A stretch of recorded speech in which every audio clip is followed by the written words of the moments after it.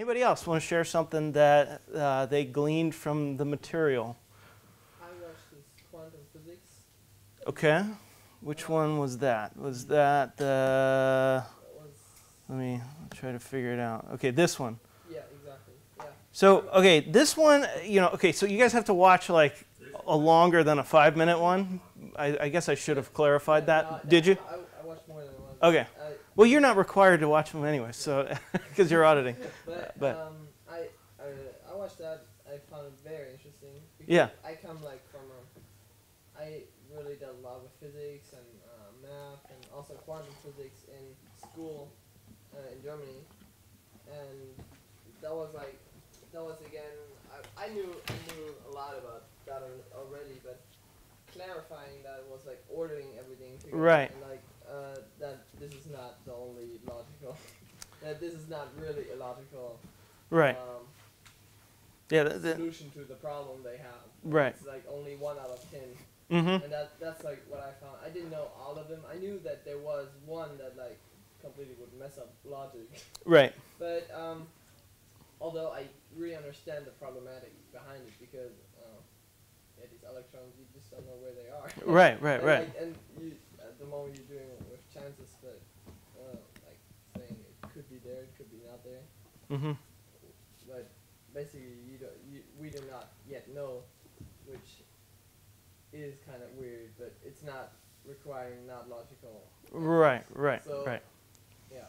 Well, that's actually a really important point, and it pops up a lot because people have such a heavy emphasis on what is known through empirical inquiry, and when it comes to this, they basically use quantum physics to justify irrationality or justify non-logical things.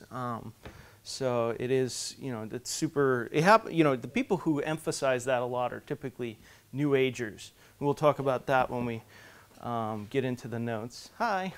Also that when I would talk, because I heard when I was up with Lars inviting for the gathering. Yeah. Like there was one guy like, oh no, I don't believe in God. I believe in science. Right. So and then like, what do you believe in science? Like why and how? Right. How does science deny it? So I found that very interesting. Yeah, well, we have a whole day on that subject, just the nature of science and how that relates to the inquiry of about God, and what types of evidence would be necessary in order to demonstrate the existence of God, and how can science relate to that, and how is science not able to deal with that. So we'll spend a whole day on just that topic, so that's a good one. Anybody else? Did anybody watch this one, The Law of Non-Contradiction, with R.C. Sproul? That's a good one. It's a real good one. Truth is not ice cream, faith is not wishing. That was the one I kind of recommended. You should definitely watch this one. This one's pretty cool. Skepticism and Epistemology.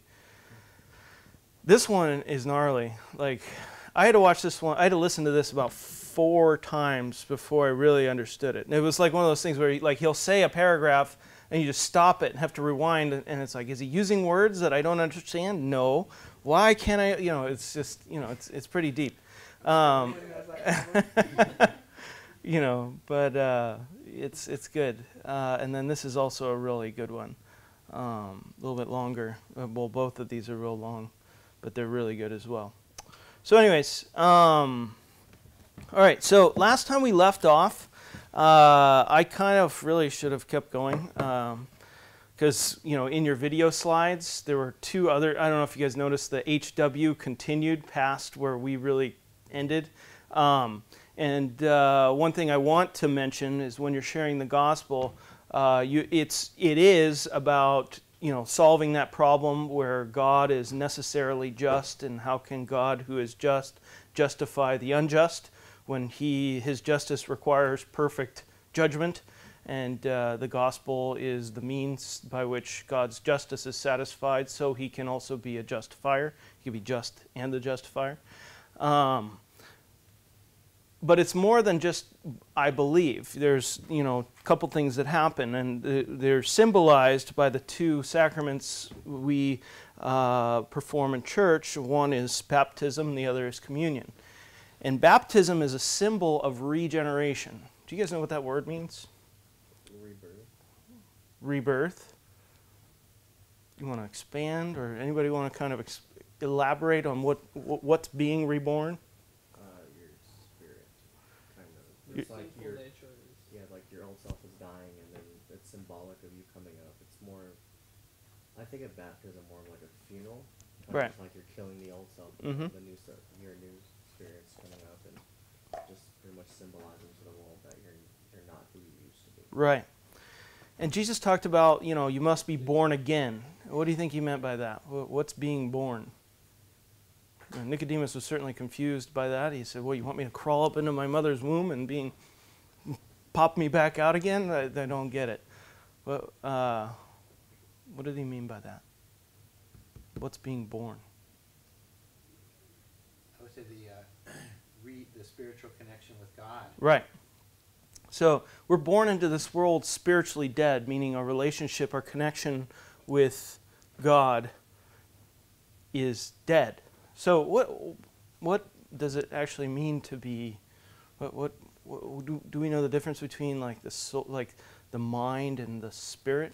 Ooh, Yeah, that's a hard question. Well, I guess can you like expound on that question a little bit? I guess so.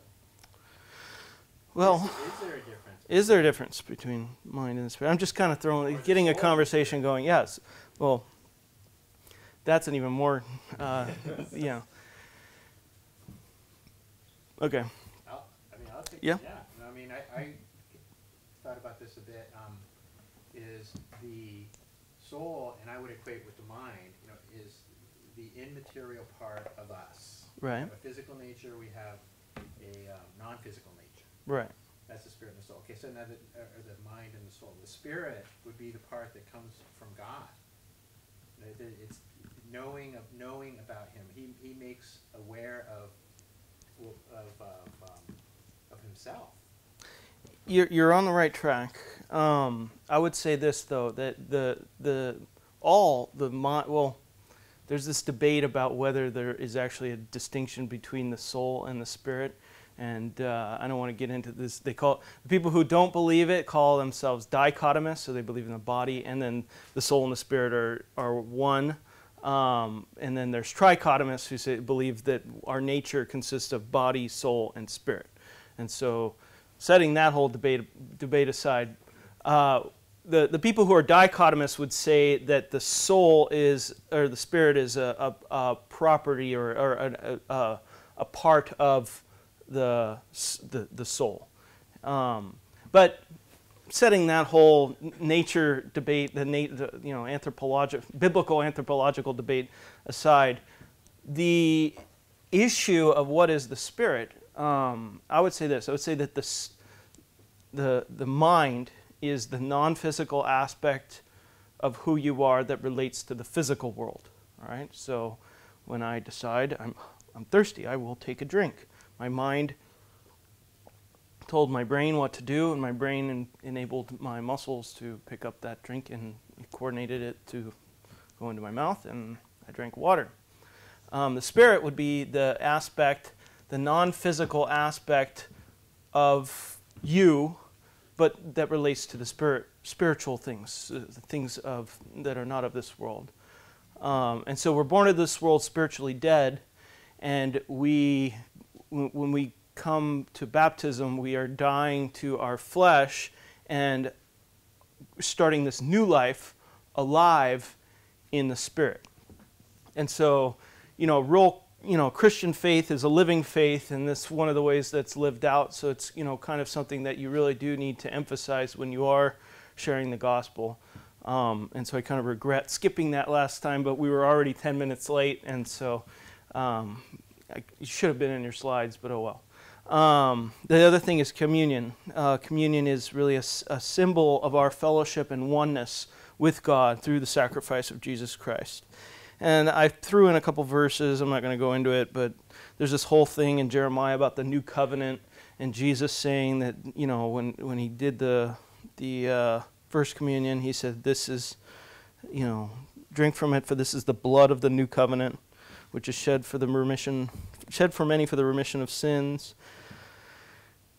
Anyways, so I'm just gonna skip. We gotta blow through this stuff we're gonna get through today. Broken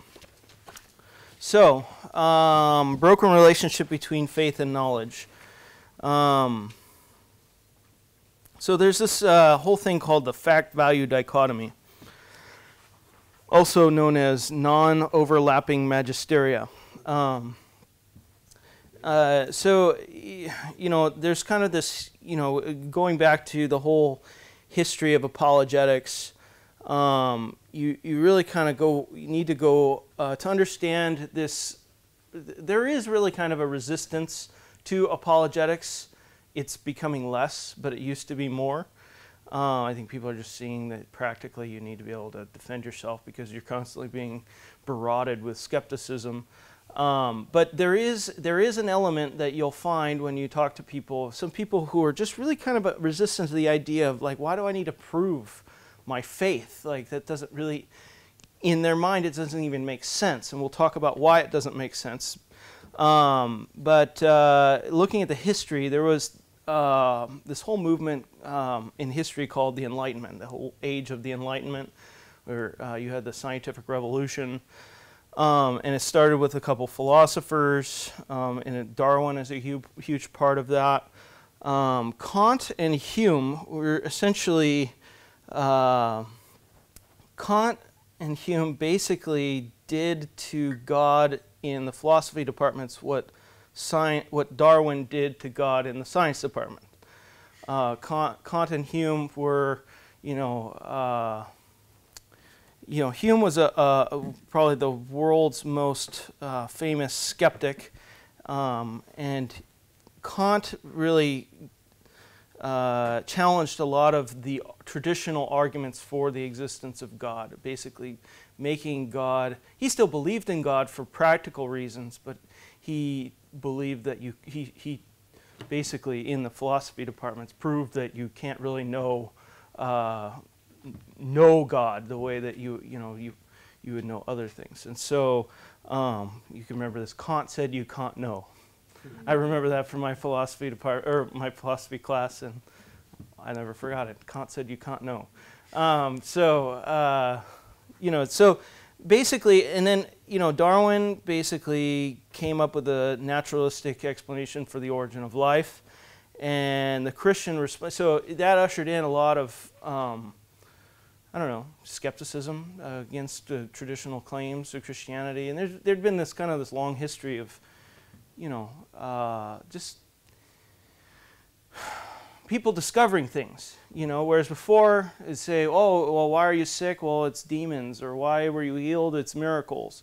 And, why did it rain? Well, God caused the rain. But, as science is showing things, well, there's a naturalistic explanation for rain. There's a naturalistic explanation for earthquakes. There's a naturalistic explanation, it lies in plate tectonics. And, there's all this stuff that people are discovering about the natural world that had traditionally been attributed to miraculous things. And the church had been shown to be wrong a number of times, too. The whole the whole Copernicus and Galileo showing that the earth was not the center of the universe, and the whole the church had adopted the Aquinas's view, which came from Aristotle, that the earth was the center of the universe. And so the Catholic Church had been wrong, and then the Catholic Church had also been wrong again when the whole Reformation showed that 1,000 years of medieval theology was wrong about the most important thing, namely how you get to heaven. And the whole Reformation, spurred more doubts along with all this. So it's just like a perfect storm, And so during this age of the Enlightenment, there was a real huge faith in science as being the power of science to explain everything, and a real kind of distancing of the power of God and the Bible. And so while this was happening, you know, there were the traditional, you know, these skeptical claims were basically responded by the Christian with a response called fideism. Anybody ever heard of that word before? Fideism? Those of you who, yeah, yeah, yep. So, yeah, so fideism is basically a view that faith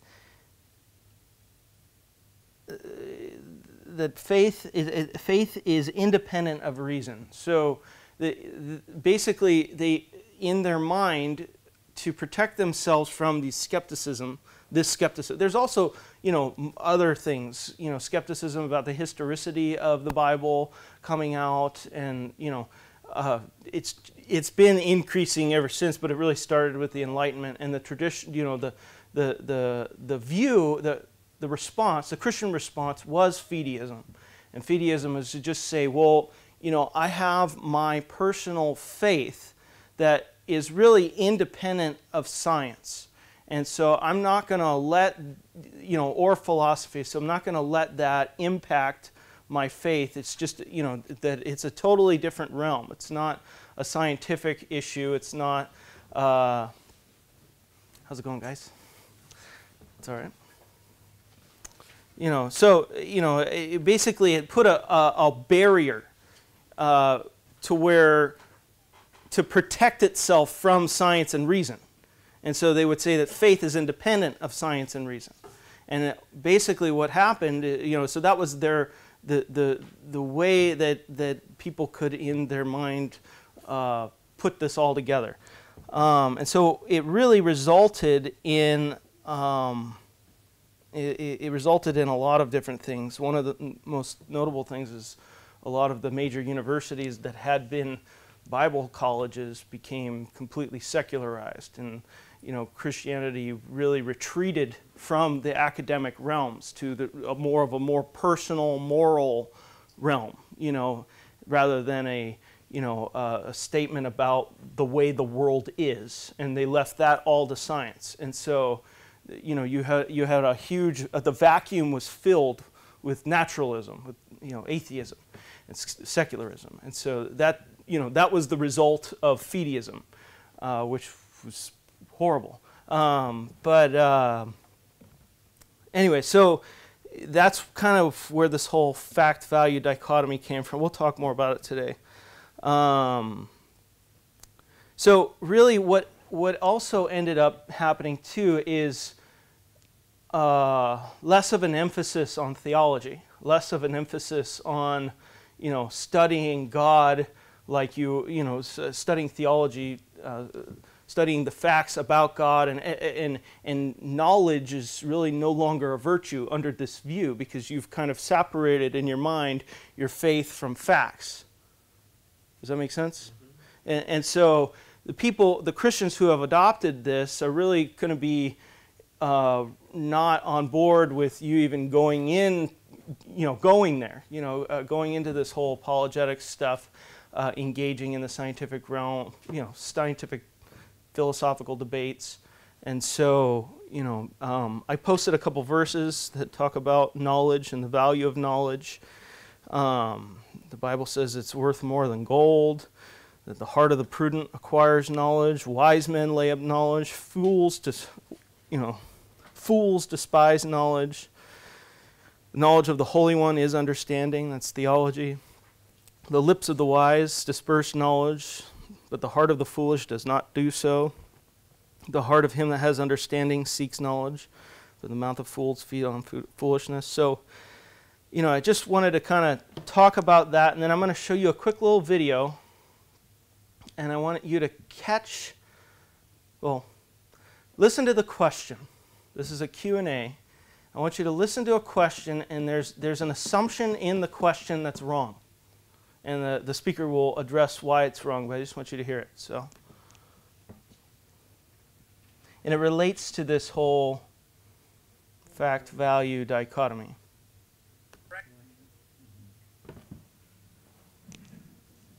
By the way, That's my one of my teachers, Steve Keeney. Yeah, he was the cults and my systematic theology teacher. He taught me. I took a logic class from him. I took. This is I think at Costa Mesa. I'm not 100% sure. And like, yeah. My brother's actually in this video too. There's random. Okay, so listen to the question. Anything to add? It's better to keep your mouth shut than let people. Sorry, not this one. Not this one. Rather than open it and remove all doubt. But one other point to make on that. Wait. So the two other aspects that they actually talk about is I didn't line it up right. undeniability. Something you cannot deny, which in the process of denying you actually affirm. Another funny story from University of Florida in Gainesville. A fellow okay. said, how do I know that I exist? You know, it's very funny. These boys, they go to school. I'll just let it play, because if I try to mess with it, I'll make it even worse. So, you feel like saying, let me throw and see if it'll connect. And so I just said to him, Professor Nathan at the University of New York was asked that question, so how do I know that I exist? Professor Nathan said, and who shall I say is asking? And that's it. All right, touche. Over here to the left. Okay, here we go. You've mentioned that without the resurrection of Jesus, there is no hope for mankind. And I think on the Christian base that without the resurrection, there's nothing. Aside from faith, what reestablishes your belief, or what evidence is there that the resurrection, that Jesus is who he said he was, and that the resurrection actually happened? All right. Okay. For those of you who've seen this before, Victor, Tony, Rod, probably Zach too, because I've done this before. Did you catch it? Was there something kind of off about the question?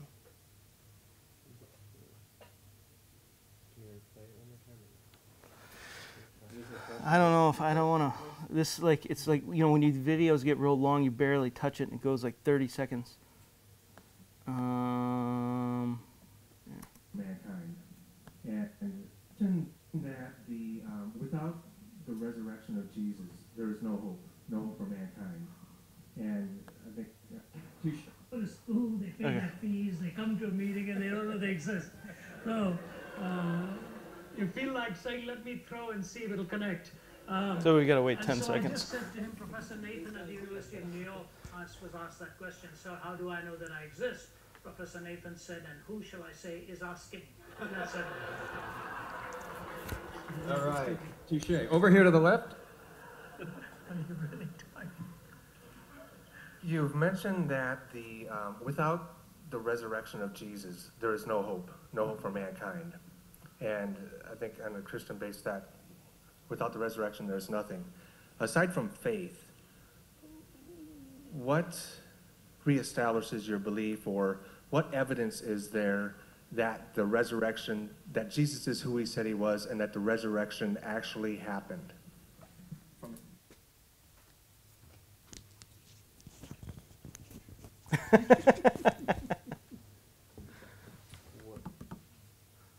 Was it that the only thing he had to go on was faith that he rose from the dead, that he had no other outside evidence? The question implies something. Aside from faith, what evidence do you have of the resurrection? That there's no other evidence? That faith isn't evidence? That faith is, and like that faith itself fills in the gaps of knowledge. I think there's like, So it implies that science is the only knowledge you can have, and not like historical knowledge or like any other, like. we'll just play the response. All right. Let me take a crack at this and see. And I'm not going to get, when he gets into the resurrection stuff, I won't, I'll just stop it. You said an interesting thing in your question aside from faith. So why don't we just start with that? Many people often say to me, Michael, I'm so happy for you I wish I could believe what you believe, but I can't. I don't know if anyone in this room's heard something similar. What they're saying is this: Michael, look, you seem to be very happy, content, and fulfilled because, and I wish I could be happy, content, and fulfilled like you, but the reason you're happy, content, and fulfilled is that you are a Christian, you believe in Jesus. But he isn't real. He doesn't exist. Now, what do you call people that believe in things that aren't there? The answer is mad people. So what they're saying is, Michael, you're insane.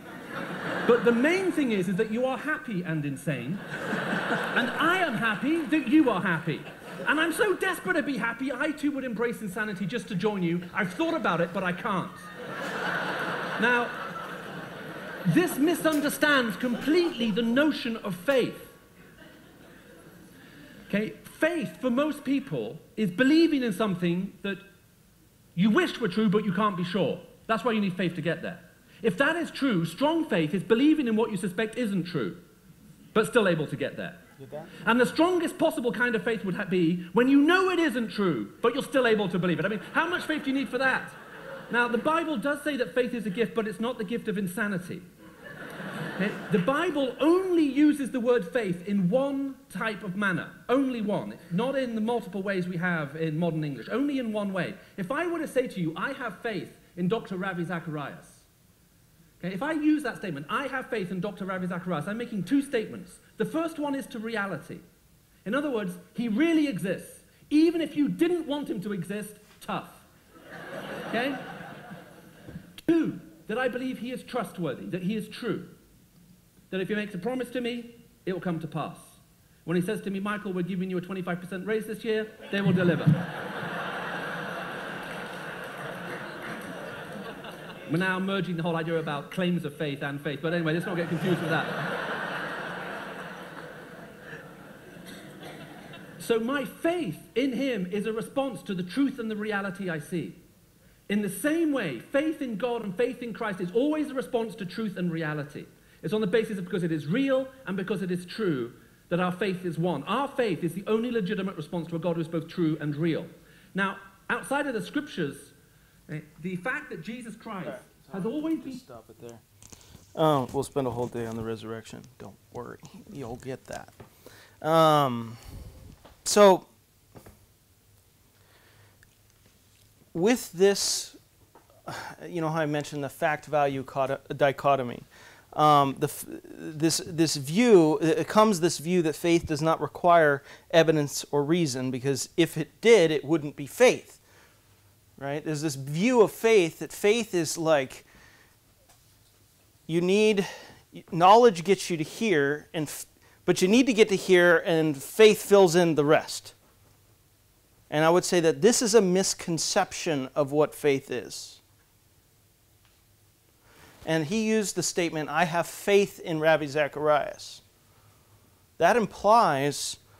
Well, I don't want to get ahead of my notes. As soon as I get off my notes, I go back, I find a point that I was already made. So this view is, I would say, this view that faith does not require evidence or reason or evidence, because if it did, it wouldn't be faith. This view of faith is inadequate because the world is asking why, right? So one, it's inadequate. And this belief of the response of just take a leap of faith, or you just got to have faith. The Bible says so. Why do you have to believe it? Because the Bible says so. Well, why should I believe the Bible? Well, because you got to have faith. It's inadequate. It doesn't really help. In fact, it's actually a distortion that really leads to a lot of problems, cultural problems, in terms of us having a seat at the table of ideas. We already talked about last week. And it's certainly related to this whole issue of the secularization of the academic institutions. That most of our major academic institutions were founded as Bible colleges. Harvard, Princeton, Yale, all these guys, their original founders were Bible-believing Christians for the purpose of training up men to be godly men. And this adopting this, as this view of fideism grew, Christianity retreated from the academic realm, and secularism filled the vacuum. And secularism is pushing, they're pushing as the Christians are retreating. And so now they've entrenched themselves and they've kicked us out. So, and they've, we are now marginalized in society. So, so it's not only inadequate, it's also naive. Proverbs says, the naive person believes everything he hears, but the prudent man gives thought to his steps. So, and then as I mentioned before, it's a misconception to say that faith fills in the gaps of our knowledge. I'll say it again. Some people have this view that you have enough knowledge to get to here, but faith, you really, in order to believe something or to say you know something, you have to get to here. But faith fills in that gap where we don't know. And that's wrong. Biblical faith is not something that substitutes for a lack of knowledge. If it were, and he said it in the videos, he said, the less you know about something, the more faith you would have. In fact, the biggest faith would be to know that something isn't true and to still believe it, right? And if you wanted to increase, if this view of faith is true, if you wanted to increase your faith, you would be accepting arguments against the faith, because then that would lower the, where the knowledge takes you and increase the gap that faith has to fill. And so, and it's this understanding that leads to a misconception of apologetics. So, what is faith then? Faith is really an invested trust. And if you listen to the truth is not ice cream, faith is not wishing. Anybody listen to that besides Rod? You listen to it? So he talked about that in that lecture. If you haven't listened to it, I really want you to. Basically, he said that he doesn't like the word faith. That the word, that's just our English word. The true meaning of the word faith is really found more in our English word for trust. Because there's something implicit about trust. The trust must be earned, right? And it's based upon the quality of an individual. And it's directed at someone or something, right? I have faith that my car will get me home tonight, right? I'm directing my trust at an object that really exists, and I'm basing my trust on its trustworthiness, its reliability, I have trust that this building will not collapse on us because, we have code, building codes in, California and so forth. When I get onto an airplane, I trust. I don't know that it's going to be I don't know that it's going to get me to where I need to go, but I trust that it's going to, based upon, again, our federal aviation regulations. I know the companies that build them are of reputation. If I went to another country, a third world country, and I hear this ba-ba-ba-bang, ba-ba-ba-bang, I might be, my faith in that object would be much less, right? So, that's, I think, the proper view of faith. And it's this other view of faith that's led to a misunderstanding of what apologetics is. So, and it really it's all a consequence of that fact-value dichotomy. There are multiple, consequences of the fact-value dichotomy in society. So, okay, so now we've decided what faith is. Now, so it's not just you got to have faith. Faith in what? Right? It's one thing to say. People say, "Oh, you got to have faith." Faith in what? What is it that you need to have faith in? And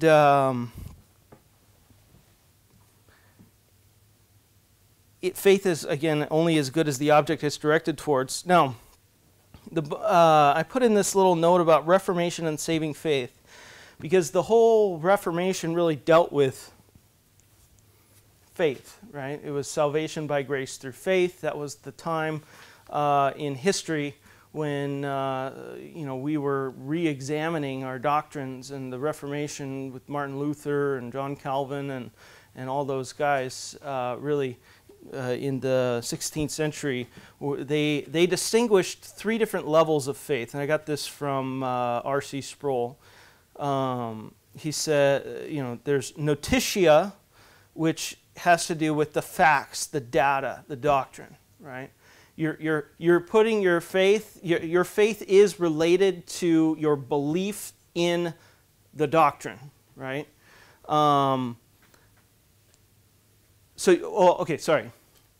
There's three levels. One is you've got to have the right facts and doctrine. That's notitia. A sensus has to do with your intellectual assent to the facts and the doctrine, right? So, for example, saying, I don't want to get ahead of myself. And then the third one is fiducia, which is a reliance, a personal trust, an affection. So you got to have all three levels. That faith is not just like, I believe that George Washington was the first president of the United States. That would be a sensus and notitia, right? But not fiducia.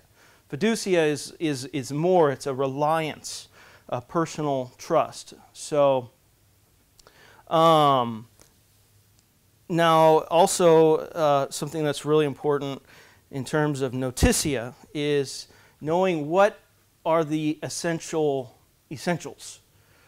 Because as you're doing apologetics, you're defending your position, and I want to caution you to how strongly you defend non-essential issues. And I always try to throw a qualifier out when it comes to something that is an in-house debate among Christians, right? Because Christians answer questions differently about a lot of different things, right? A Calvinist is going to answer the problem of evil differently than a non-Calvinist, right?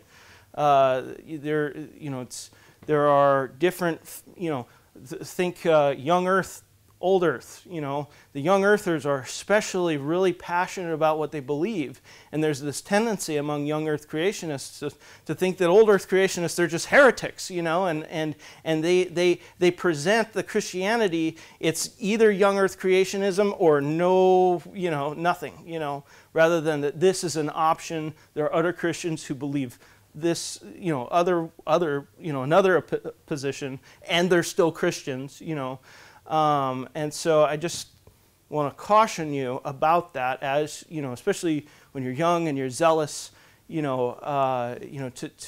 be careful about what you're really zealous about. And I would say that these pillars of the faith are really the core of what you want to focus on. And if you're in a conversation with somebody, you want to steer them towards these things. And these 6 pillars of the faith, the first is the essential attributes and qualities of God. That God is personal. God is transcendent. He transcends the universe. He is not the universe. He's different from the universe. He created the universe, right? He's a person. He has thoughts and attitudes about things, right? And not only that, God is not just a person, He's actually 3 persons. There's the Father, the Son, and the Holy Spirit, and they exist as one nature, right? Independent of the universe. So that is an essential doctrine. You get that wrong, you get everything wrong. You cannot be a Christian and deny the nature of God. And have a different view of the nature of God. Your faith, you're not having faith in the right thing. The next one is Jesus. That Jesus was the eternal God. That Jesus was God of very God, the same substance as the Father. He is an uncreated being. He always existed. He is one with the Father in nature, but He's a different person. He is a different who. So in the Trinity there are three who's, one what. Jesus has the same what as the Father, but not the same who. Now, Jesus being God added a second what. So Jesus has two natures. He's got a divine nature and a finite human nature. Right? So he has a physical body. He learned. He gets tired. He, all those things. So Jesus is both divine and human, infinite and finite at the same time, but in different senses. So that's the second point. That's called the hypostatic union. What does that word mean? Hypostatic means stationary, but what is what is that word? Good question. We can Google it. So maybe somebody can Google it for me. Hypostatic. I know it, but I think I know it, but I'm not going to say anything because I might say it wrong.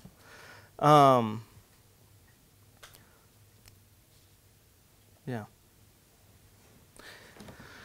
Anyways, so the next one is the authority of Scripture. That the Scripture is the ultimate authority, and this was one of the things that the Reformation broke away from the Catholic Church over. That it's not the Church that's the authority; it's the Scripture that's the authority. That it's the Word of God, right? The next one is the culpability of man. And notice how it's worded. Culpability means you're accountable to God for your sins. So the word culpability means you're accountable. And so the whole issue of hell, I would say that that's more of an in-house debate. There are Christians who are annihilationists. Now that's kind of a controversial thing, but you have guys like John Stott, who is a famous Christian author. He was an annihilationist. But I think that hell is an important enough of an issue that I would put it under the category of in-house, but really important in-house debate. But you have to believe that we're all culpable before God, because if you don't have that, then there's really no need for justification, right? The next one is substitutionary atonement. It's by grace through faith alone, and that was where the whole Reformation again took place, emphasizing that and breaking away from the Catholic Church and emphasizing that it's totally God that saves us from our sins. And then resurrection from the dead, that there will be a resurrection of the dead, of both the just and the unjust, and that we'll all stand before God, and the first person to be resurrected was Jesus, and Jesus, his resurrection is the proof of that the purchase that he made and solidifies our faith in Christ. So those are the core doctrines. Like, you should really kind of like have those memorized, because if somebody's off, like you talk to people and like they say they're Christian, but they've got some ideas that are kind of off. Like, they could be off on like non-essential issues, and that's cool. It's like it's not that big of a deal. But if they're off on one of these, then they're really off. It's not real Christianity. This is what really you have all sorts of different denominations that believe all sorts of different things about all sorts of different things, right? Different subjects, but if they're a Christian, they agree with this, and so this is this is really this is essential doctrine right here. Any questions about it? No. All right, moving on. So I'm going to skip this section. Let's go to tactics in defending the faith, because that relates to your slides. Greg Kokel has a book called Tactics in Defending the Faith. So part of being an ambassador involves using good methods. It's not just about having the right information. It's about how you demonstrate the information. And a lot of times you get into discussions, and people have objections, and he kind of has a good strategy for keeping you out of the hot seat, right? And the first one is anytime somebody makes a claim, you always ask for clarifying questions. Don't just like jump in and try to answer it. You should always, because one, you may have really kind of a misunderstanding, so you want to kind of be as explicit, make them be explicit as possible about what they're actually saying. You know, if what they're saying seems like there's something implicit, ask the question that would make it explicit. What do you mean by that? You know, the Bible says the Bible's full of errors. Well, what do you mean by errors? Can you give me an example of what you're talking about? Or, you know, on and on and on. You know, all roads lead to God. Well, you know, give me, what exactly do you mean by that? You mean that everybody is you know, get them to explain their position so it's just as clear as possible, because one, you get into trouble when you try to answer something and that's not really what they meant, even though really what they said seems like that's what they meant, you know, and you were probably justified in saying that. You know, people get offended when you are answering something that they didn't, that's not what they were trying to say. Yeah. So, and then Columbo, so that's Columbo 2. He gets this from this TV show, Lieutenant Columbo. Only old people know what it is. They always laugh when we talk about it. But I've never seen Lieutenant Columbo. No, I've never seen Columbo. You're not old enough. No, not old enough. But apparently it was this detective guy who used to go, wow, you know, go around and ask a bunch of questions. I got a question. Trench coat, yeah. So that's Columbo 1, is what do you mean by that? Columbo 2 is, okay, well, how do you come to that conclusion? That is like a huge thing.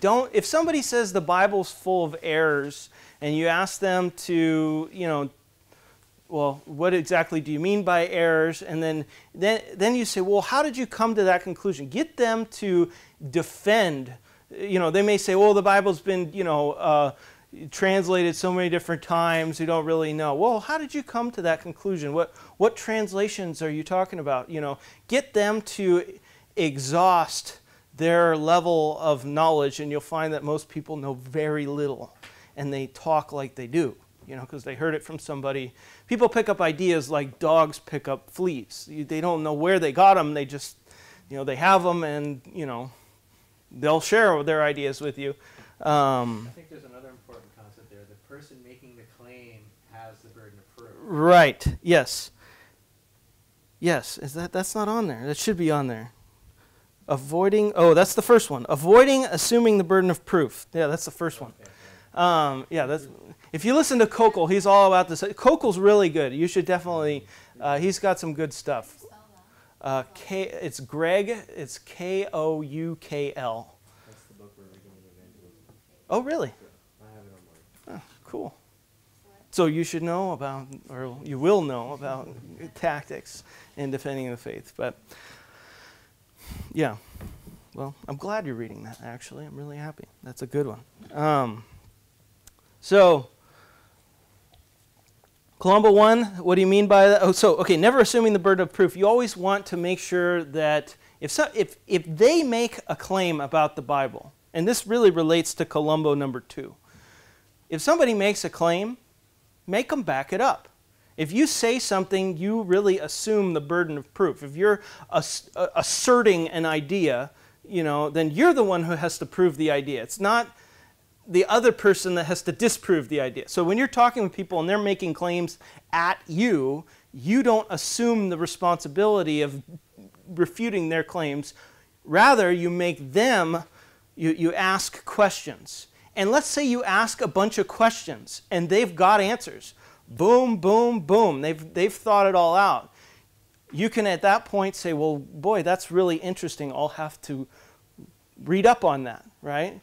Rather than you saying, no, it's not true because of blah, blah, blah, and you just get hit hard with a sledgehammer and knocked down because you've never studied this, you know, before. And so it's just a tactic, you know, in maneuvering in a conversation. And ultimately, also it's, it's good to let people talk. It's good to, rather than you just trying to, get as much information into them as possible. So the next one is the suicide tactic, and you'll find that most beliefs are self-refuting. Most people who hold beliefs about certain things, and we'll definitely be talking about that today when we talk about relativism, but this idea that a view which, if you assume, hold on. So statements that fail to meet their own standard, they cannot live up to their own criteria. So if somebody says, nobody knows for certain, how would that be self-refuting? Do you know if that's for certain? Yeah. Are you certain that nobody knows for certain, right? Somebody says, you can't know the truth about God. Is that a truth about God, that you can't know the truth about God? And you'll find that it happens so much that, I have a whole list at the end of your thing I got from Norman Geisler of the 20 different self-refuting statements and their, opposite. So the suicide tactic, and you will be in your slides required to use the suicide tactic when dealing with the issue of relativism, okay? And then the taking the roof off tactic. This is also called reductio ad absurdum. Basically, the word reductio ad absurdum means you press that position on to the point where it's absurd. You adopt the position and drive it into a tree. Basically, that's what you would be doing. Yeah. So avoiding steamrollers. You want to. That's another thing that he talks about is just don't. You got to learn how to interrupt people when they're just take over conversations, just like talk, and or they'll interrupt you and you can't finish it. At some point you got to say, look, we can't have a conversation because I'm not able to talk and you're just interrupting me. You got to, it's set some ground rules. So Kokel spends he has a whole book on just those couple points. So again, main purpose about apologetics is about being an ambassador for Christ. And if you listen to that ambassador thing by Greg Kokel, it really, really talks about that. The Bible says in 2 Corinthians 5:20, we are ambassadors for Christ as though God were making an appeal through us. So what does an ambassador look like? Can you think of any ambassadors? Okay, they're a representative. What else? What are some traits of an ambassador without looking at your notes? Properly, they behave properly. They behave properly, okay. They've got knowledge, right? You can't have... Greg Kokel talks about, he said that he was, talking about this with high schoolers, and he said, well, what about Homer Simpson? Would he be a good ambassador? If not, why? Because he's stupid, right? Because what else? What else does an ambassador have? Authority, okay. Speak with conviction. What else? He's a messenger for right. A sovereign, so to speak. Right. He's got to speak for somebody. Will that be the same as announcing it? Announcing it. Anything else? Other qualities? Respectable. Respectable. Okay. Good reputation. Good reputation. Right. And so those are key, right? And respectable. In order to be respectable, sometimes when you think about international ambassadors, right? They've got to have knowledge of the culture and when to speak and what, there's certain things that you just don't do that are unsaid, right? And you also have to know what other people's knowledge of your own position, right? But what else do you have to know? Their position, right? And how to effectively communicate to them knowing where they're coming from, right? So these are all character traits. What about, is there anything else?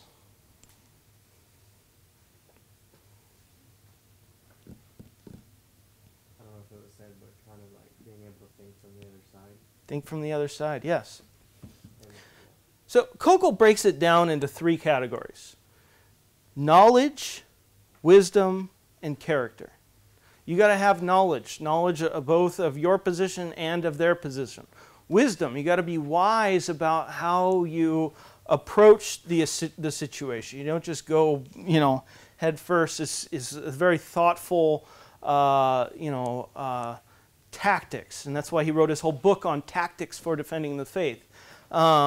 And then character, you got to be a person that your character gives you the right to be heard. People respect you, that you've been living, that they know you as a dependable, moral person, a person who's just character is attractive and is a quality that demands respect. And so those 3 things really typify what an ambassador is. And if you could summarize the role of an ambassador with one word, I would say it's credibility. Being a credible person, right? And so that's what really our role when we do apologetics is we want to be credible, right? We want to have knowledge of our position, knowledge of other people's positions, knowledge about how to approach people given the ideas that they hold. We want to be wise in the way that we deliver our message, and we want to, again, like I said, don't focus on non-essential stuff. Really try to steer them towards the most important things, and we want to be, as 1 Peter 3:15 starts off with, set apart Christ as Lord in your hearts, and then always be ready to give an answer to everyone who asks for a reason of the hope that is in you. So you need to know theology, you need to know apologetics, and you need to know some polemics, polemics is refuting opposing positions. So, all right. So that was where we were supposed to end last week. All right. Now we've got new week. You guys want to take a couple minute break? Let's take like a 2-minute break. So this deals with the issue of epistemology, which is a branch of philosophy that studies how you know something is true. So a couple of, when you talk about epistemology has a couple different branches, but the 2 most known opposing areas are the rational inquiry versus empirical inquiry. Okay, and rational inquiry deals with a priori knowledge that can be known prior to sense perception. So if you were a brain in a vat with no feelings or senses of the external world, you could know some things. Namely, you could know truths about logic. And you could also, there's the ontological argument is an a priori argument for the existence of God. But, so it's before sense experience. For example, you can prove your own existence by knowing that it would be impossible to deny your own existence. Because if I'm thinking, I must. The one thing, I can doubt all sorts of ideas that I have about what I'm, doing. But the one thing I can't doubt is the fact when I'm doubting is I can't doubt the fact that I'm doubting if I'm doubting, right? So if I'm doubting, I can't doubt the fact that I'm doubting, right? But what is a doubt? It's a thought. So a doubt is a thought, and so if I'm doubting, I'm thinking. But to think, you can't think unless you are. So you can't, you can't doubt your own existence. It's one of those things that's absolutely 100% certain. I know I exist, right? I can't say with certainty that you exist because there's always a possibility that maybe there's this demon in my head that's giving me, visions of things that aren't really happening, or maybe I'm in a dream right now, and or maybe somebody slipped some drugs and I didn't know, and I'm thinking things that aren't, I'm often, on my own little trip. Some people are, insane. Maybe I'm insane. Some people have, you see them talking to themselves on the street as they walk down. Right, so I can't prove the reliability of my sense perception, but I can with certainty, right? I can't, because I can't get outside my brain to prove that my sense perception is accurate. But I can't doubt my own existence. That's one of the philosophical certainty. I know I exist. I also know that the laws of logic, so the laws of logic deal within this realm of certainty. At least this is Western thinking. So the emphasis is on deduction, which analyzes options and it rules out the impossible. And some things are impossible not to be true, so they are then necessary. They can't not be. And you would show that God's existence is something that's necessary based upon the ontological argument, which we will talk about in a few weeks. So logic has a certain conclusion. It deals with it's ruling out what can't not be. And if you study one recommendation that I would, if you haven't been to City College at all, you're going to have to take some kind of philosophy class. Yes, there's value in taking an intro to philosophy, but I would value a logic class over that. And it's going to be a hard class. Think of it like lifting weights with your brain. It's challenging. But you'll find that Aristotle, basically, there's a certain number of ways that propositions can be made, and there's a limited way. And he mapped them all out like you would on a computer. And that there are certain, ways in which you formulate your propositions in order to come up with a certain conclusion. So that's what logic is. Deals with abstract reasoning. The emphasis with rational thought is on metaphysics as well. Whereas a posteriori is knowledge through the senses, through sense experience. So posteriori means after sense experience. I see you through my senses, therefore I know through my senses that you exist.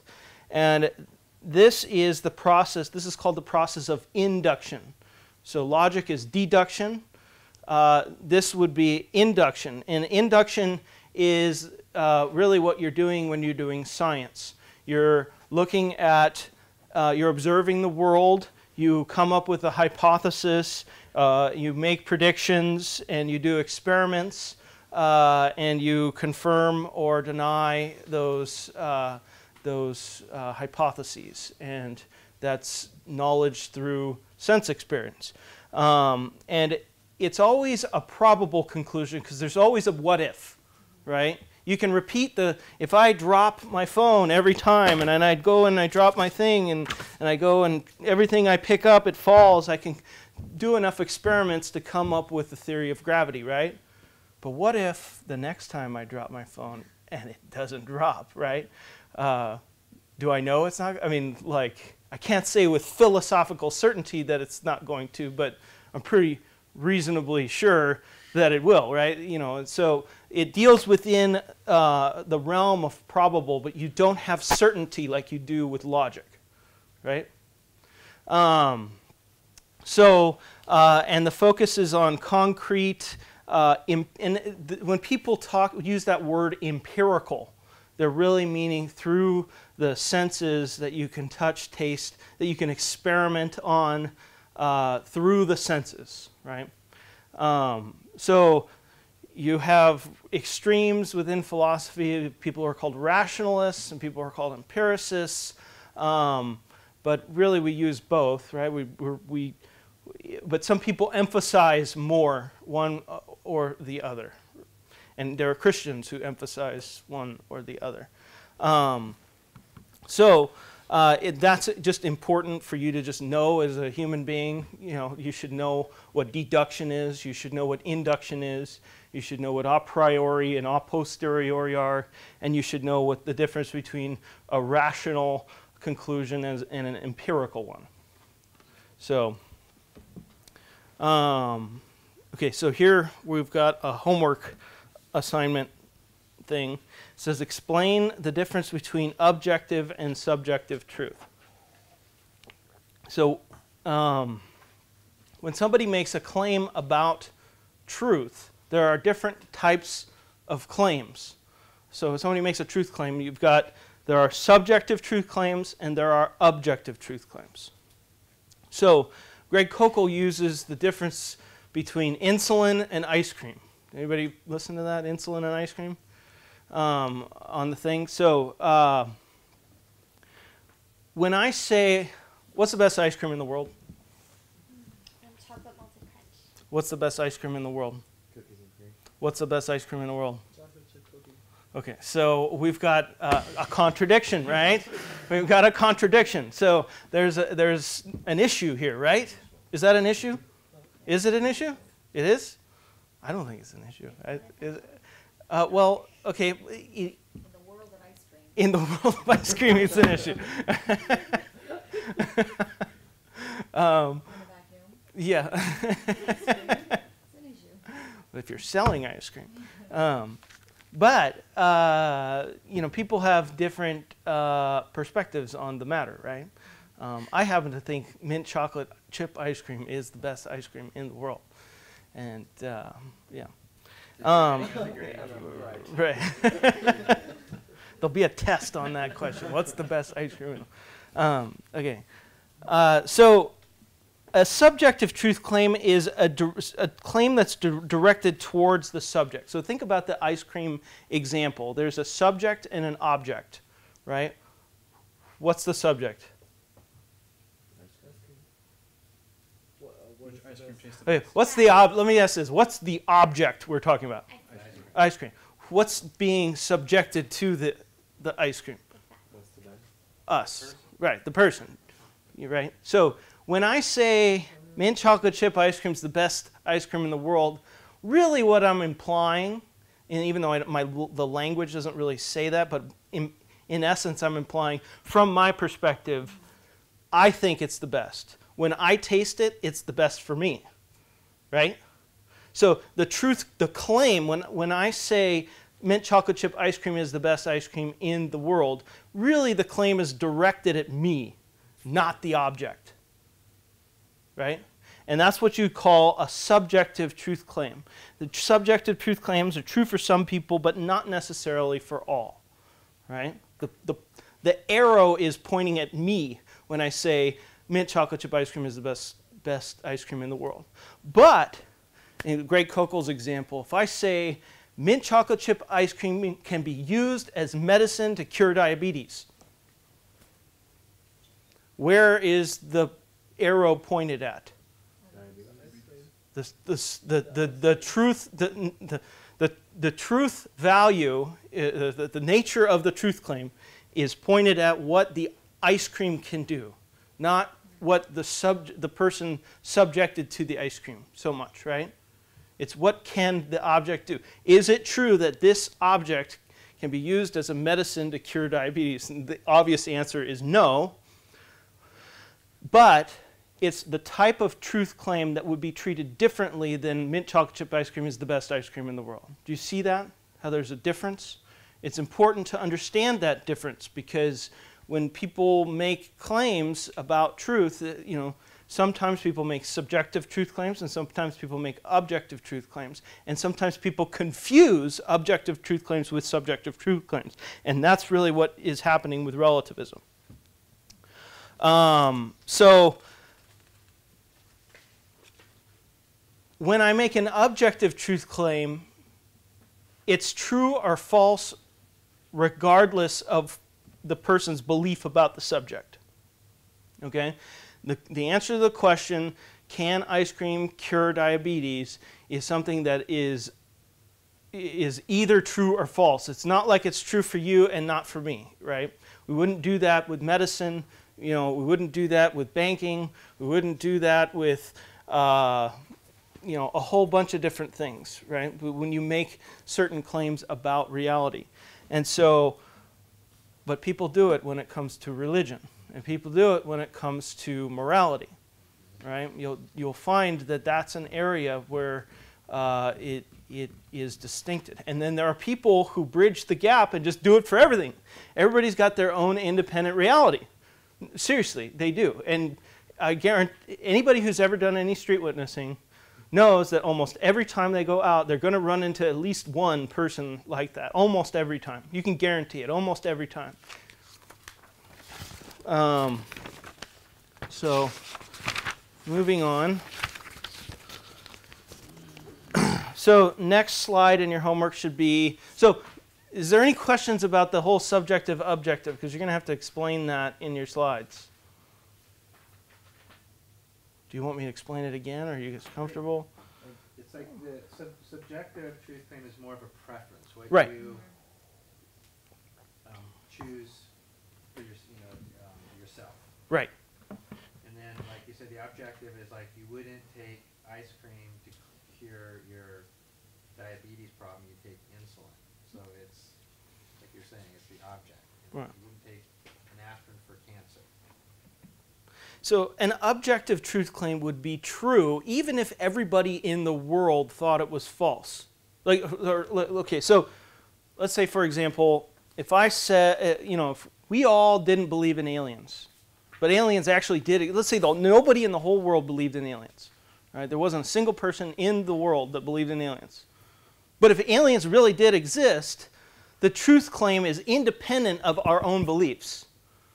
That's what it means to be objective. Right? When I say the aliens exist, it goes back to what's the arrow pointing at, the object or the subject. When I say mint chocolate chip ice cream is the best best ice cream in the world, really it's the arrow's pointing at me. When I say boating is the best activity to do on the weekend, it's really pointing at me, right? Material, whether it's true or false. Right. It's a truth of the subject, right? It's not a truth of boating, right? It's a truth of me, the subject, who likes the experience of boating, right? Whereas if I said boating involves Boats can fly. boats can fly, or boats float on water, that's a truth. The point of the arrow is pointing at the boat, not the person who's riding the boat or enjoying the boat, right? So it's important to have that distinction. And really, it's just important vocabulary. Because people use these vocabulary words all the time. If you don't know what they mean, then you won't know what they're saying. Speaking of vocabulary, can you say that subjective truths are contingent and objective truths are necessary? The dichotomy between the necessary and the contingent. I suppose you could contingent upon. The whole thing into a priori and not a posteriori. There's gonna be I don't think that's really an a priori, a posteriori issue, but the contingent, it's contingent upon the person's. Yeah. It's contingent on the subject, whereas the object would. I wouldn't really. Necessary is kind of a strong word, but it's just it's true independent of people's beliefs. That's the best way to describe objective. Is definition of necessary. I asked them once. He said it has to be the same across all worlds. right. Well, necessary truths are. It's a little bit different. It's a little bit different because a necessary truth would be true in all possible worlds. So the laws of logic would be necessary truths, but the fact that light bulbs, or the fact that I don't know, the fact that the Earth is round may be not true in another universe or another dimension or another, if there's some other reality, it wouldn't be necessary. Sorry, it's a. No, I'm going off on the You are just a little bit. Yeah. Can subjective be synonymous with individual truth? Yeah, I mean, that's really kind of what it boils down to. It's kind of like a subjective truth is your own personal opinion, whereas objective truth, it's true regardless of whether people believe it or not. That's kind of the easy definition. But really what you're looking at is, what is the arrow pointed at? The object or the subject? All right. Moving on. So the next one is define relativism, postmodernism, and the correspondence theory of truth. So relativism is basically this view that belief about truth is subjective. So when you make a statement about anything, it's really your own personal opinion. It's sort of like mint chocolate chip ice cream is the best ice cream in the world. So if I say, for a relativist, if I say God exists, it's like saying mint chocolate chip ice cream is the best ice cream in the world. They're looking at that truth claim the same way that you would make that, the ice cream claim. That the arrow is pointed at the subject and never at the object. That's what a relativist is. That's what they believe. So basically, on relativism, truth would be like a statement, a symbol, or an expression that represents your own personal reality, but not necessarily another person's reality. You guys get that? So that implies that everybody kind of has their own reality. There is no independent, objective reality or truth that is independent upon what people believe, because so people can believe opposite things and both could be true because they both really kind of have different realities. They live in their own reality. And so truth claims about reality are subjective and relative to the individual or the culture. So there's individual relativism, and there's also cultural relativism. And really, postmodernism is cultural relativism.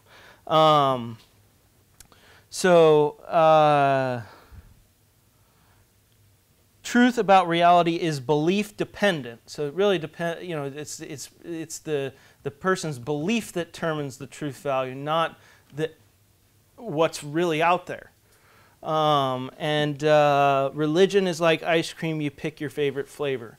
It's adopting a both and reasoning where both can be true even if they contradict. And it's a denial of the law of non-contradiction. So the correspondence theory of truth is that truth is a statement, symbol. So this is kind of what we would believe. There are different theories about truth that are not necessarily relativism, but I just don't want to confuse you with that. I just kind of want to give you these two.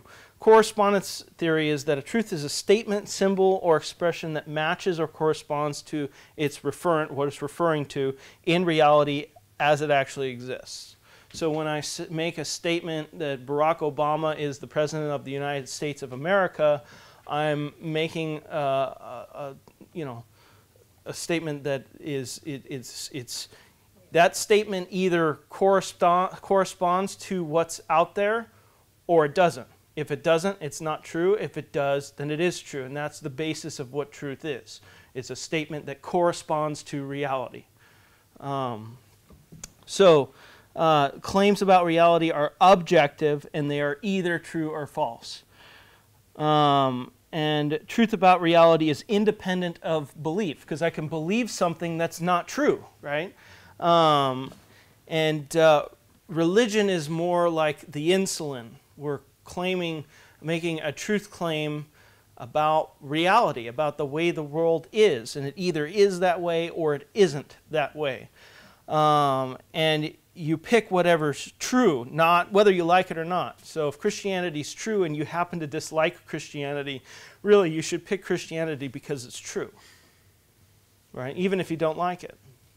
And there are many people who don't like Christianity, but grudgingly submit, and they have problems with it, but hopefully God changes their hearts and they regenerated, and so forth.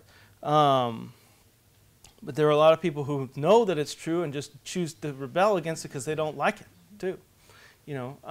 But setting that aside, it's the when you make the truth claim, the arrow's pointed at the object. And it involves either or reasoning. So Frank Beckwith has this definition of truth. He says, are you ready? Okay, do you want the true definition or the false definition? That's his definition of truth. It's the either or reasoning. So pantheism and relativism. So how many of you guys know what pantheism is? Pantheism. Pantheism. Think you know what it is? So Belief in multiple gods? that would be polytheism. It's everything is God. So pantheism is the belief that everything about reality is one. All is one. That's called monism. Monism. And the one that represents all of reality, that's God. And that's what you get with Hinduism. That's what you get with the New Age movement. And a lot of cults and, Eastern religions go with this, have this pantheistic perspective that, God is like a force, or God is the energy that we're all part of. And, this whole idea of yoga, the word yoga means to yoke, and you're yoking with the oneness that is the universe. And meditation is really the suspending thought. You're suspending thought, and the reason you're doing that is you're loosening distinctions between things and just becoming one with the essence of the universe. So if you ever do yoga with somebody who is pantheistic, they'll speak that way, that become part of the universe. You find the energy in you that is of the universe. Yes? Someone's BMW's lights are on right up there. So, thanks, Zach. So pantheism, basically, because they have this belief that all is one, all dualities or all distinctions are really an illusion.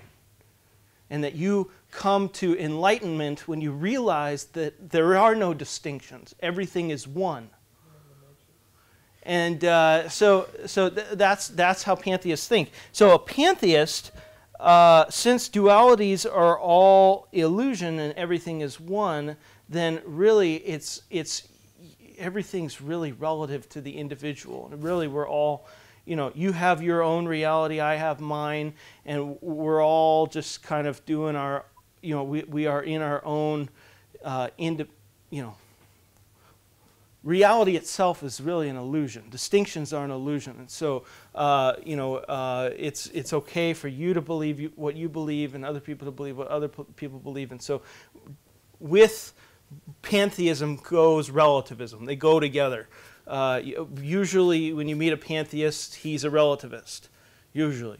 Isn't kind of the way with that now is that truth really can't be known at all? It's not even subjective anymore. It's unknowable. Well, that would be called agnosticism or philosophical skepticism. That truth can't be known. We'll talk about, well, I don't know if I'll have time to get to it. I have notes in it. You can read my notes. And actually there's lessons on that. There's a couple of... Did you say agnosticism and what? Agnosticism is the belief that you can't know, or it's no knowledge. And there's soft agnostics and hard agnostics. Well, you said something. You said agnosticism and something. Philosophical skepticism, which are sort of similar, sort of the same thing. Which means that you accept there is a truth, but you cannot know what the truth is. Right. And it's self-refuting because, yeah.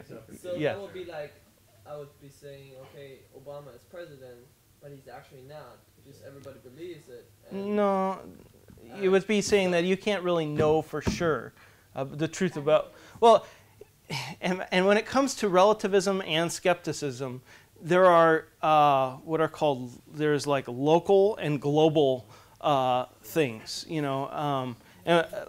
Let me get to that, because I'll get to that when we talk about Francis Schaeffer has the upper and lower story of truth. That's in my notes.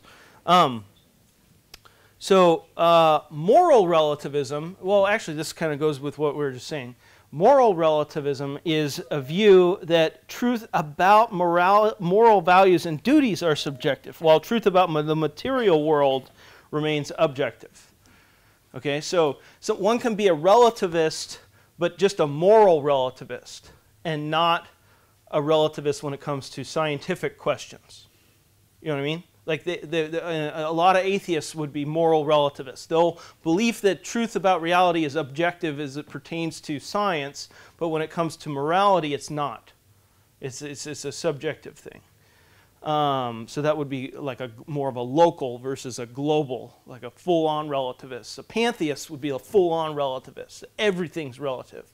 It deny logic itself. Postmodernism is an emerging form of cultural relativism. Cultural relativism meaning that truth is relative to the culture, not so much the individual, but the whole group. Yeah. I have a question. I don't know if I'm getting ahead if we're going to talk about this later, but where do they say they get their moral? Where do atheists, whoever, say they get their moral ideas from? We may be talking about that next week. Okay, that's always just like. Yeah. Okay. We have a whole day on morality, moral argument. Yeah. Well, some people, yeah. Okay. We'll talk about that at a later time. We will definitely cover that. Pluralism. Pluralism is like relativism, but it's slightly different. It's a view that all perspectives are equally valid. They're equally legitimate. That you know, they're really what pluralism does is it places the emphasis on the areas of agreement. That all religions, and basically a pluralist takes the stance that all religions are basically saying the same thing. It's not that everybody has their own perspective. It's that they're all really saying the same thing. They're all, you know, saying to love thy neighbor, treat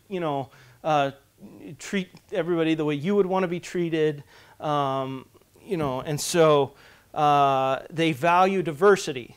So they value the diverse ideas, but really the emphasis is that we're, you know, on the main things, they're really all saying the same thing. Excuse me.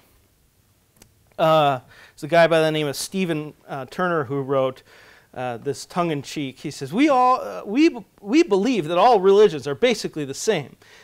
They all believe in love and goodness. They only differ on matters of creation, sin, heaven, hell, God, and salvation. Yeah. That's kind of the absurdity of pluralism. So truth is by definition, under the correspondence theory, truth is by definition exclusive. All right, you know, when you make a claim, it's either true or false. It's not, you know, if somebody makes a claim that's not true or that doesn't correspond to reality, then it's false. The opposite of true is false. So the question is why. So here this is another slide you're gonna have to do for your video. My requirement is that you talk about logic and explain the law of non-contradiction.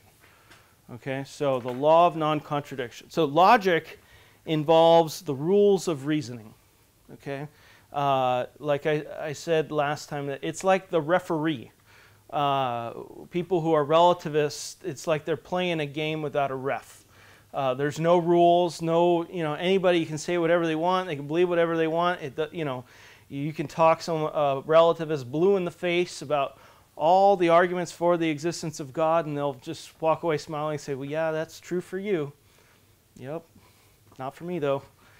Because they have this belief that opposites can both be true, and it's really just relative to the individual. Truth is just relative to the individual.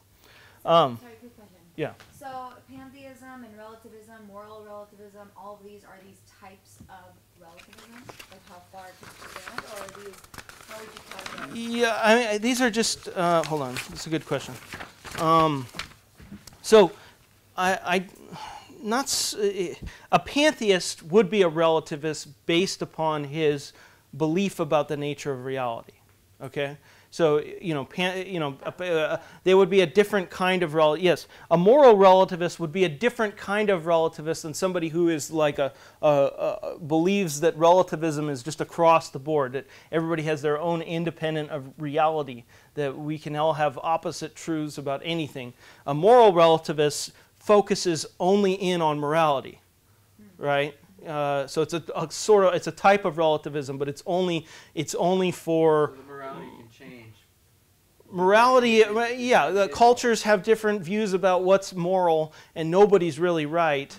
It's just, it's right, it's wrong for you, and, like abortion could be wrong in one country but right in another just because of the cultural backgrounds associated with it.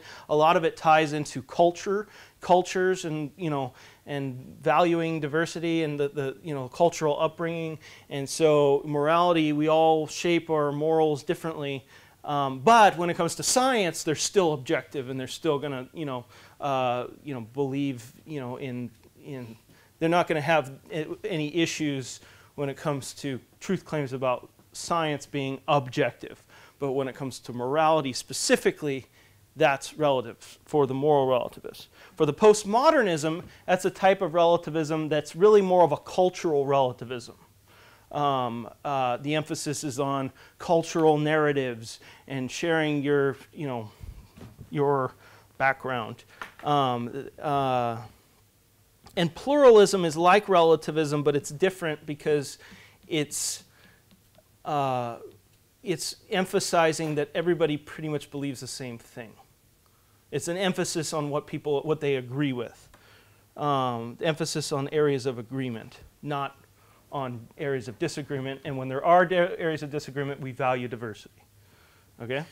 So, so yeah, they're all kind of different, sort of related to, pluralism isn't really relativism, but it's a lot like relativism. So I threw it in there just as a definition. These are just vocabulary terms that you should be aware of. The most important thing is knowing that relativism is that basically beliefs about truth claims are subjective.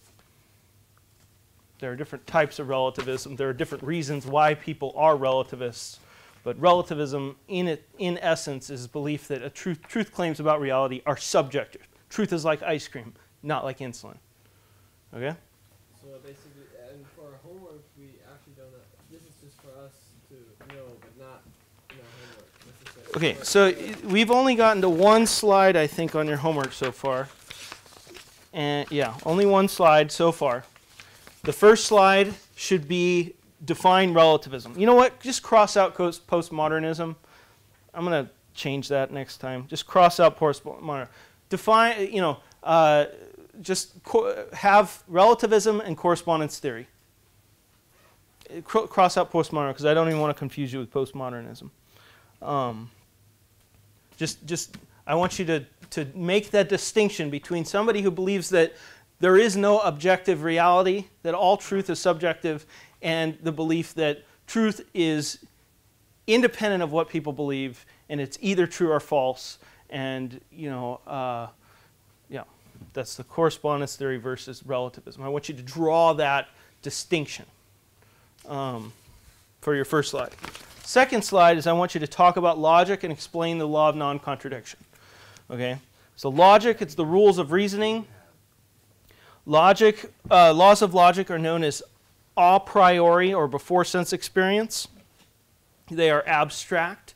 You can't touch the laws of logic. You can't smell them, taste them, see them. They are immaterial laws that govern our thinking. Like math, laws of logic. Math uses logic. Math is the expression of logic in numbers. 2 + 3 = 4 is an a priori truth. Right. You wouldn't need to have sense experience to know that if there were two things and two more things, there would be four things, not 50 things, right? So math is abstract in the same way that logic is. The first law of logic is known as the law of non-contradiction. Okay, and the law, this was really kind of spelled out by Aristotle, a Greek philosopher who really mapped out all this logic stuff. And the first law of logic is that A, whatever A is, A cannot both be A and non-A at the same time, but also in the same sense. Okay? So my computer cannot be a computer and not a computer at the same time in the same sense. So if I said my computer is a piece of paper, that would be wrong, right? It would be contradictory. You know, if it's I cannot both be here and not here at the same time in the same sense, right? I can't be, you know, if you say if somebody were to say, well, if you said where was Nate Harmony at 7:45 p.m. and one person says I was teaching apologetics and another person says I was in my apartment watching TV, those two truth claims can't both be true because you know they're opposites both at the same time and in the same sense. That's important to know. There's a reason why it's stated that way, because it is true that something could be, opposites can both be true at the same time but in a different sense. For example, I can be both here, my student, let's say there's a student who is both here and not here at the same time, but in a different sense. Like they're here physically, but their mind is, you know, maybe they're on Facebook right now, or they're like Skyping in. It's a little bit different. But let me think about this. Like I could be both a father and a son at the same time, but not in the same sense, right? So hopefully that clarifies. It has, in order for a contradiction to, something cannot be both what it is and not what it is at the same time in the same sense. That's the first law of logic. That's really, all of logic is based upon that, because if you deny that, really all of logic just falls apart. You don't really have logic. There are several, there's like 9 laws, or 7 or 9 laws of logic that, you know, really all of logic is based upon. And this is the first and probably most important one. Any questions about that? Because you're supposed to explain that. We got this? Okay. So really, the point is to show that opposites can't both be true at the same time and in the same sense. Okay. So, okay, next slide. This is going to be a little bit confusing. So please try to pay it. If you were like maybe we need like stretch or something. I don't know. Like do what you got to do to like get your brain back, because you know, this part right here is a little bit. It's going to require some energy, you know, to think about. So. What? Could you explain for me since, because I don't get the word maybe quite right. Which one? Same time and same sense, like sense in a. The same manner, the same. Meaning. The same meaning, Okay. because like think back to what I said about the student who is both here and not here. Right? They're here in the sense that their physical presence is here. But they're not here in the sense that their brain is on Facebook or they're, you know, daydreaming, right? Right. So there's a different manner in which I'm talking about their presence, right?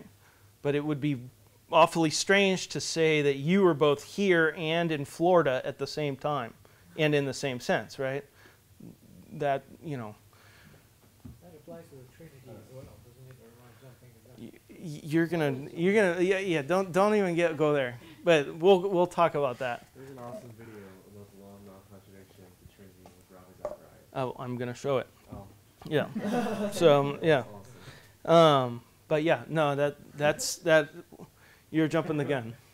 And if you're not allowed to ask answer that question when neither are you. So yeah. Just because he's amazing. Yeah. Okay. So all right, we back? We ready? So here's the next homework slide. So the first homework slide, let's just kind of review so we know what we're doing. First homework slide is to explain the difference between objective and subjective truth claims. The second homework, so the ice cream versus insulin thing. The second homework slide is to define relativism, and I crossed out postmodernism. So just, draw a distinction between relativism and the correspondence theory of truth. Okay? There are other views of truth, but I don't want to confuse you. Those are just the polar opposites. Okay? Relativism and correspondence view of truth. The third slide is to talk about logic and explain the law of non-contradiction, that A cannot both be A and non-A at the same time and in the same sense. Okay, third slide is to incorporate both. Really, this is going to be two separate slides. You're going to have to do a slide using the suicide tactic to refute relativism, and then another slide using the taking the roof off tactic to refute relativism. Okay? So, suicide tactic, anybody remember what that was? Yes, Chris? Sorry. Pretty much just finding pretty much destroying the whole argument just by using the same argument to destroy it. Right, you're using the truth claim and applying the truth claim to the truth claim. The meaning of the claim applied to the claim, and it refutes itself. Right. I cannot speak a word of English. I just spoke a word of English. So that's the suicide tactic. Now, what's the taking the roof off tactic?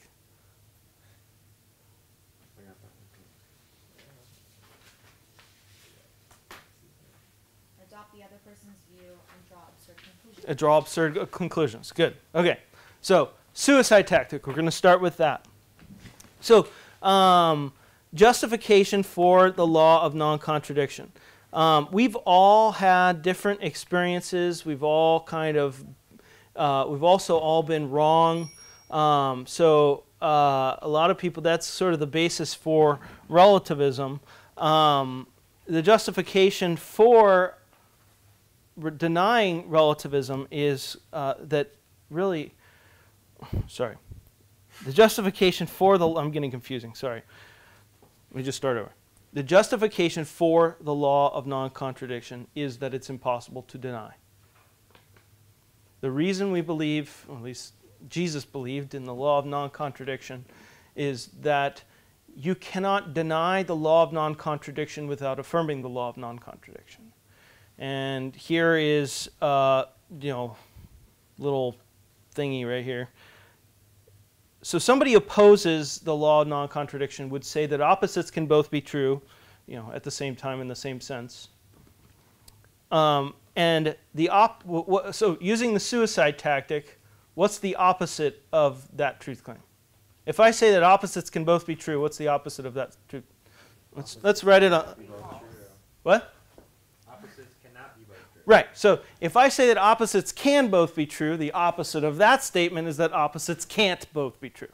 You following me? Why wouldn't it be opposites can both be false? Which I guess that would be that. This is like the law of double negatives. Yeah.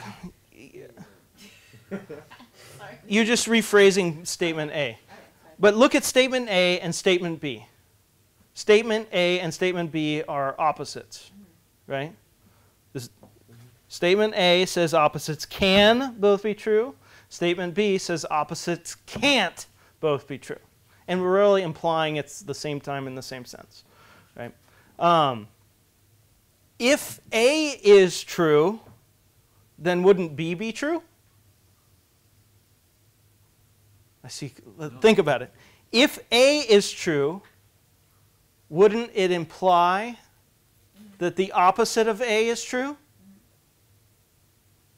So if the opposite of A is true, then B is true, right? But if B is true, then A is not true. Okay. Let's do this. Let's do this on the board. So it's like you're trying to figure out which one is true. Well, we're using the suicide tactic here. Okay, so dry erase. Okay. So opposites, so A.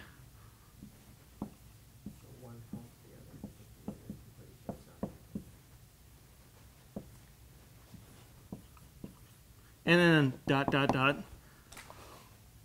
So what's the opposite of A?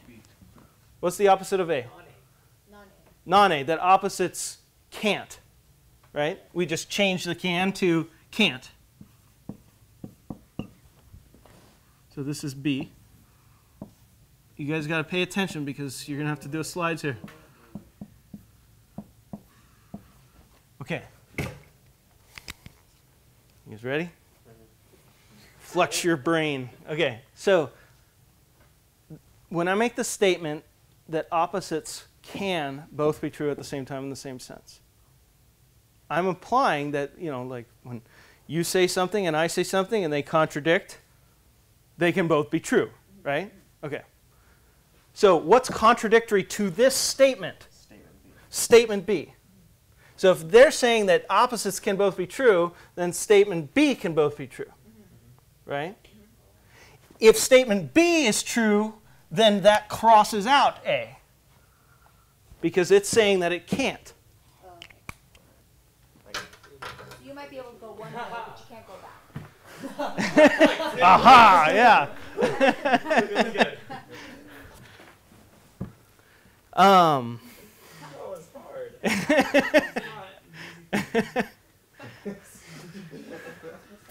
Well, that's why I had you do the little stretch break. I've done this enough times to know that it takes, and maybe I'm not, there's probably a couple people who still haven't really gotten it. You know, but what are you doing, Bird? What's up?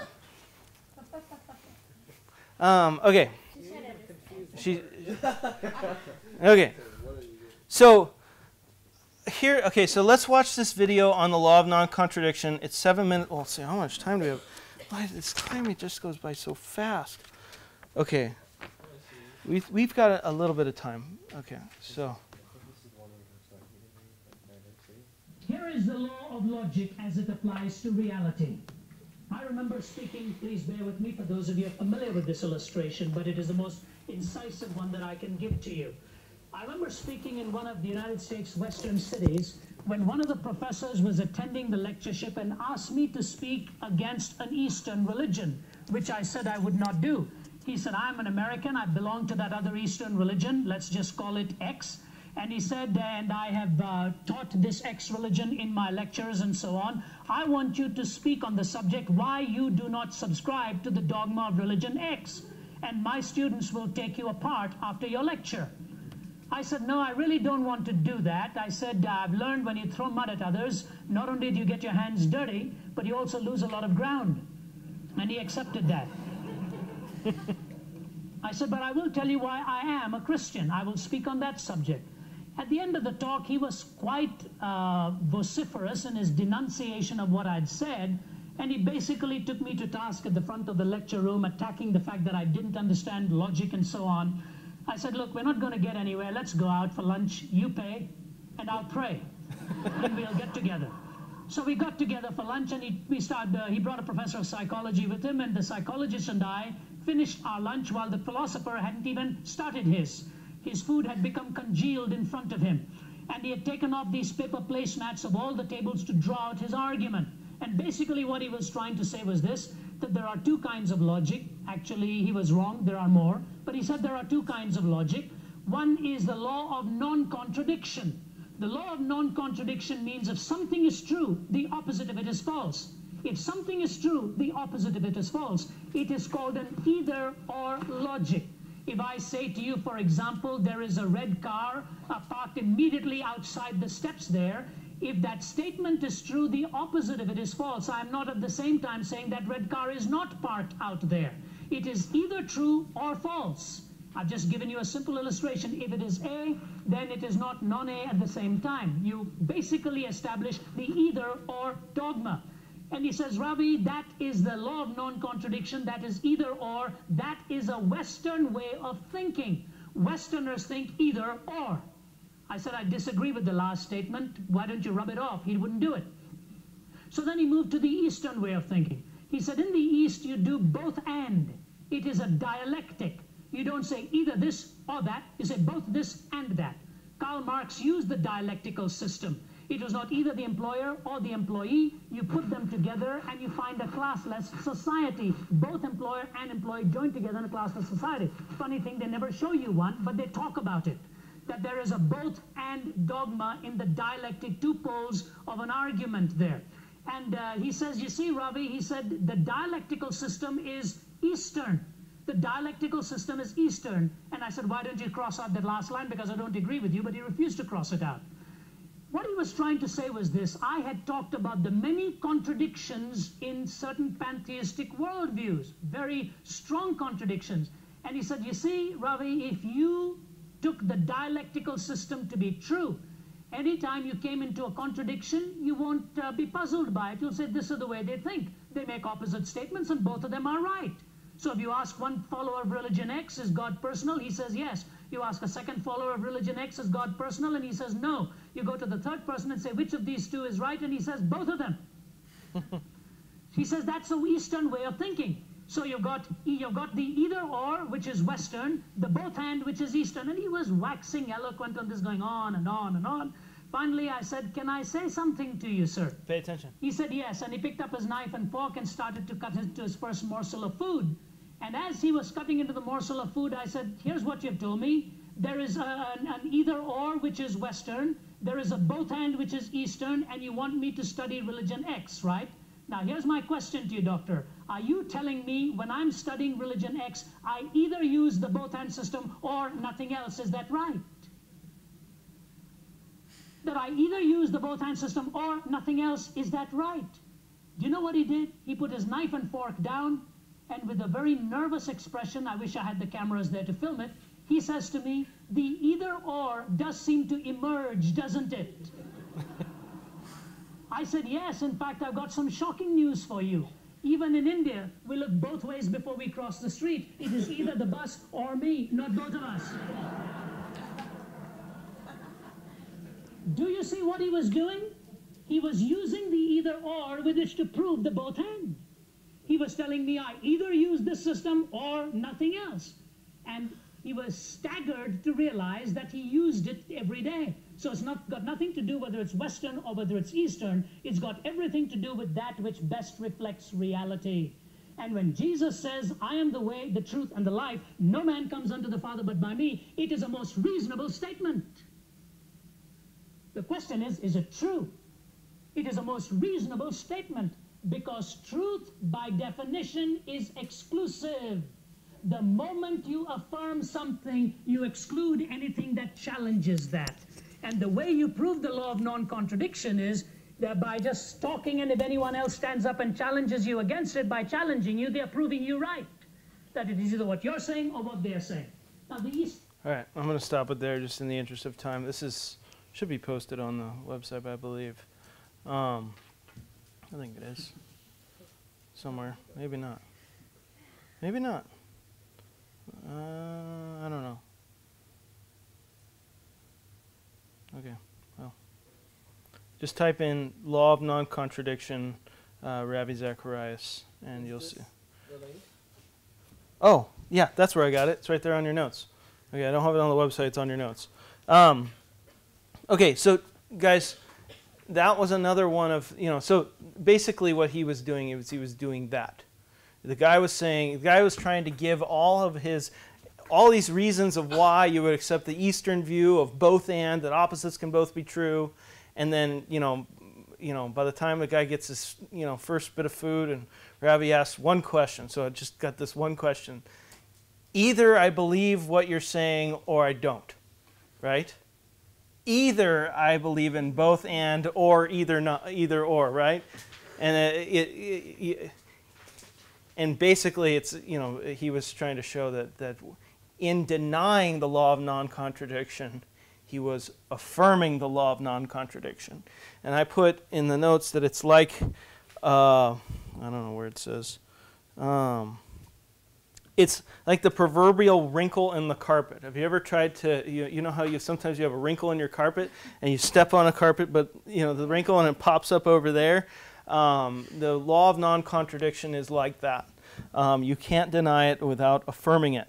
And that's the biggest reason to affirm the law of non-contradiction, because it's really, the reason you believe in the law of non-contradiction is the impossibility of the contrary. Doug Powell says, consider the statement, what is true for you and what is true for me.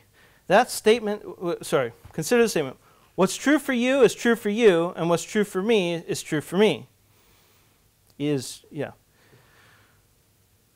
That statement makes no sense.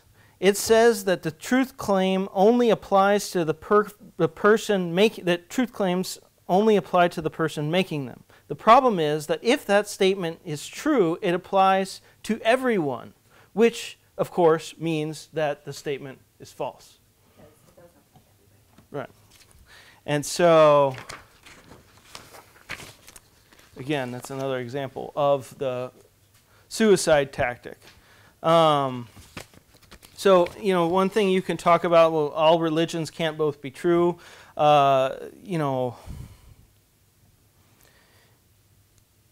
Different religions have really the best way to show that all religions are different, that they're contradicting each other, is to talk about the nature of God and, most importantly, the nature of Jesus.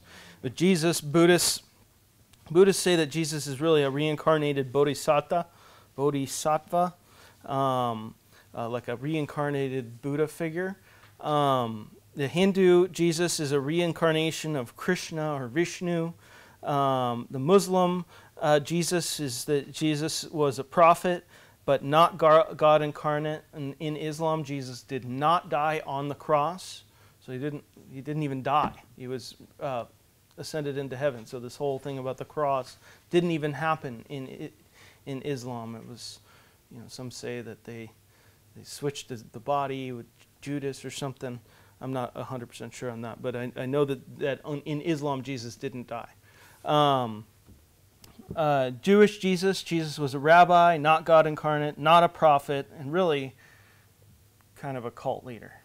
Because he's taking their religion and teaching something different, teaching that you don't need the law anymore, Jesus is God, and all that. So, and then the Christian Jesus is God incarnate, second person of the Trinity, and the atheistic Jesus is that Jesus was a man who taught things about God who isn't even there.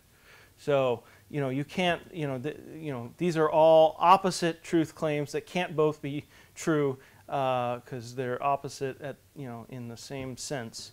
They can't be true at the same time in the same sense.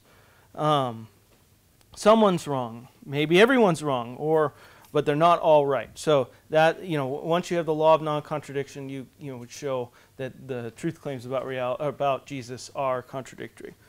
So taking the roof-off tactic. Taking the roof-off tactic is adopting a person's view and then driving it into a tree. So let's say somebody is a relativist. Would you be a relativist when it comes to banking? What if you went to your banker and they told you had no money in your account, and your account says you have $2,000, and they're saying that there's no dollars, right? And the banker says, well, what's true for you is true for you, and what's true for me is true for me, right? That doesn't really work, right? What about medicine? How's it going to work when the doctor tells you have cancer and you're going to die in a month, and you say that's true for you, but not for it doesn't it's in all practical senses this is very not practical. Law, you think of law. What about traffic lights? If I say green means stop and you say green means go, do you think that we're going to run into a conflict of some sorts if we all had different views about what is true. So that would be, and you can think of absurd examples. Please be creative. I appreciate that with that. Let's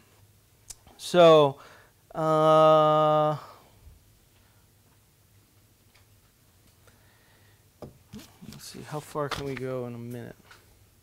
Let's just get through the rest of this page. So, moral relativism. So, remember moral relativism? Moral relativism is the branch of relativism that really just focuses on morality being relative. Says, if it says that truths about morality are relative to each person, then my truth about reality. So, if a relativist says to me the truth about reality is true for each person, my response could be, well, then my truth about morality, which says that moral relativism is false, is true. Because you're saying truth claims about morality are relative. So picture this. She's a relativist. She's telling me, a moral relativist, she's telling me that truth claims about morality are relative. Well, if that's true, then all truths about morality, including mine, which says that they're not relative, are also true.